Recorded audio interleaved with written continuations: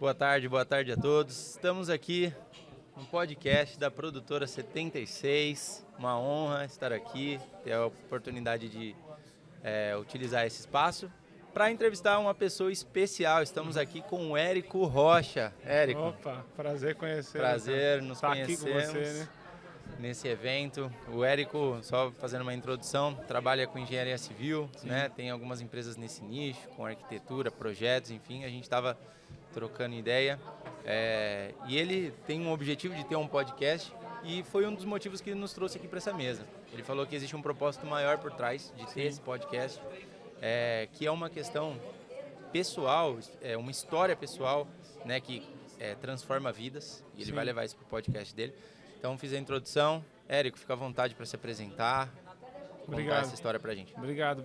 Quero adiantar que acabei de conhecer, né? Então é um prazer tremendo, cara. Obrigado por essa oportunidade de estar aqui, de poder contar um pouco da minha história. E, assim, a minha história ela é uma história que impacta a vida, sabe? Porque, na verdade, eu nem sabia disso. Mas uma vez me pediram para contar a minha história e eu contei e eu percebi que muitas vidas foram impactadas e depois eu contei outras e outras. Depois veio a pandemia, eu não consegui contar mais a minha história. Mas hoje estou aqui, a oportunidade de contar de novo essa história. Sou engenheiro civil, sou formado, sou especialista em cálculo estrutural e tenho hoje duas empresas. Tem a Actus Engenharia e também tenho a Rocha Engenharia e estou fundando agora a Solo Engenharia, que é uma terceira empresa que é voltada mais a fundações. Mas bom, quem é o Érico Rocha, né? Não é o 6 em 7. Não é o 6 em 7. Então, é o Érico Rocha lá de Brasília de Minas, é uma cidade depois de Montes Claros, fica lá no sul de Minas Gerais, no extremo norte de Minas Gerais. E quando eu tinha 13 anos de idade, cara, eu nasci numa realidade extremamente dolorosa, assim, sabe? Eu posso dizer que até que num berço de miséria, né? Mas Deus foi muito grandioso comigo, sabe? Sou irmão de 6 filhos e quando eu tinha lá os meus 13 anos, uma vez o meu primo perguntou para mim, Érico, qual que é o seu maior medo? Eu falei, perder o meu pai e minha mãe. E pouco tempo depois, a minha mãe sentiu uma dor e ela começou a sangrar e tudo mais, e daí a pouco ela foi e começou a vomitar e tal, e ficou desacordada. E era tão longe da cidade, mas tão longe, que a gente demorou 3 horas para conseguir um carro para levar minha mãe para o hospital. Então, quando ela chegou no hospital, era tarde demais. Então, minha mãe ficou por 90 dias, se eu não me engano, em coma.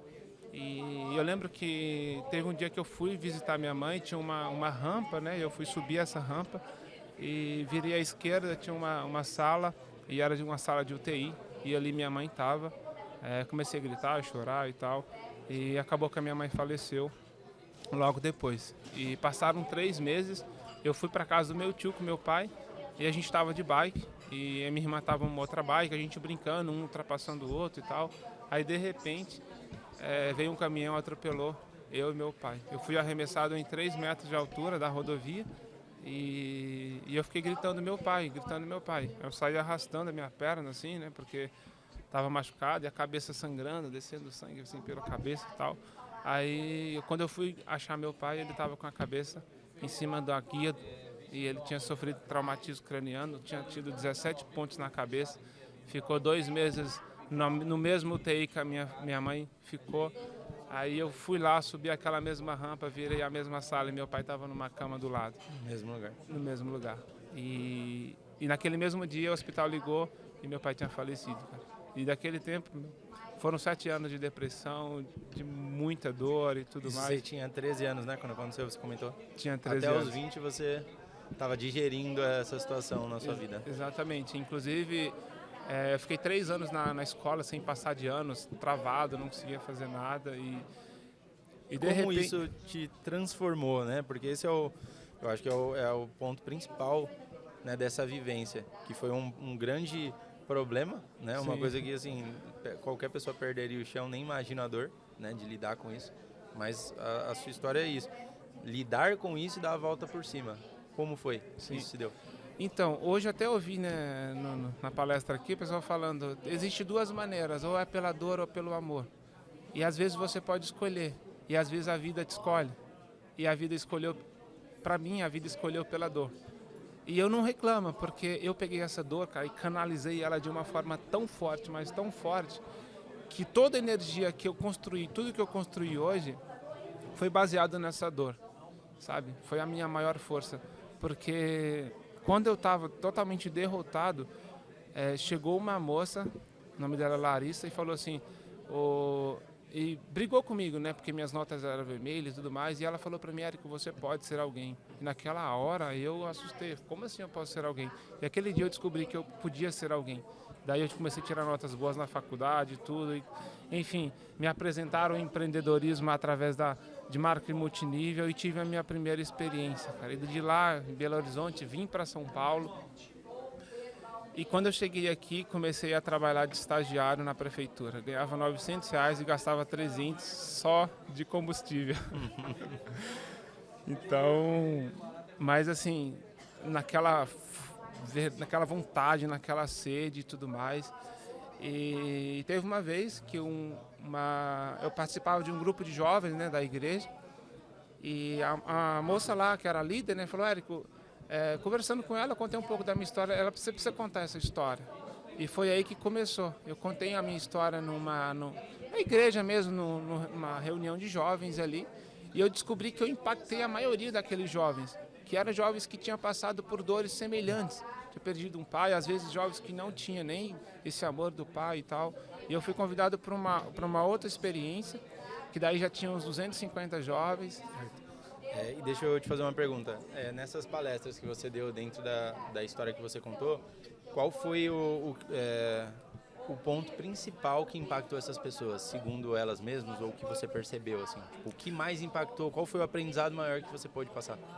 Então, isso é tão forte porque assim, eu acabei de dizer que existe duas maneiras, pelo amor e pela dor, mas às vezes a vida vai escolher para você, não necessariamente você vai escolher.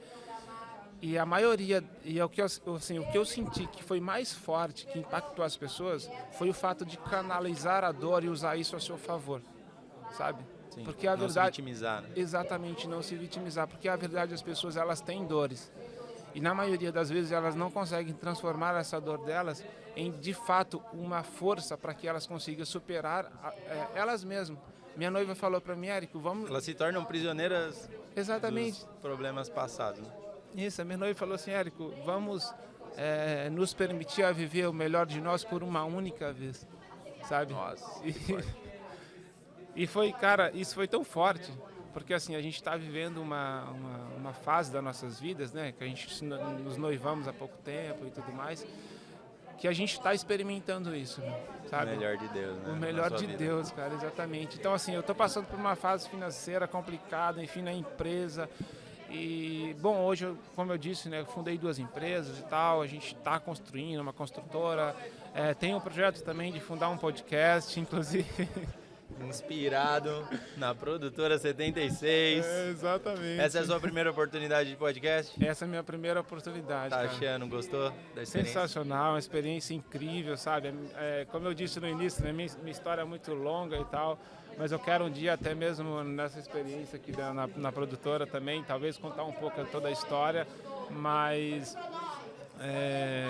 em resumo, cara, é isso, é uma experiência muito grande, sabe? São grandes histórias, são grandes feitos, sabe? São grandes graças, assim.